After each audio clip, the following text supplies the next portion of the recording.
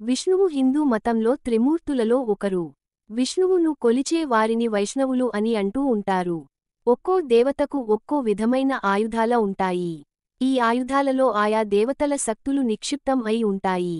విష్ణువు ధరించే 5 ఆయుధాల గురించి తెలుసుకుంటే, వైష్ణవాస్త్రం. వైష్ణవాస్త్రం చాలా శక్తివంతమైన ఆయుధం.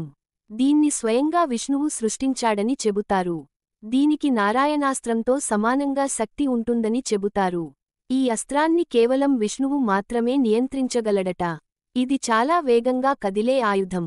దీనిని చాలా విధ్వంసకరమైన ఆయుధం అని చెబుతారు. ఇది విష్ణువు దివ్య బాణం. దుష్టశక్తులను నాశనం చేయడానికి దీనిని విష్ణువు ఉపయోగిస్తాడని చెబుతారు.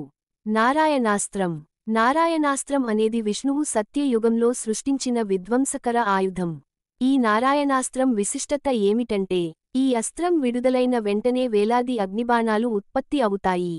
ఇవి శత్రువు పూర్తిగా నాశనం అవ్వడం లేదా శత్రువు లొంగిపోయే వరకు ఈ బాణాలు వస్తూనే ఉంటాయి. సుదర్శన చక్రం. సుదర్శన చక్రం అనేది విష్ణువు ధరించే అత్యంత శక్తివంతమైన ఆయుధం. పైగా ఇది దోషరహితమైనది కూడా. దీనిని విష్ణువు కుడిచేతి చూపుడు వైలుపై ధరించి ఉంటాడు. ఈ సుదర్శన చక్రం మెరుపు వేగంతో తిరుగుతూ ఉంటుంది.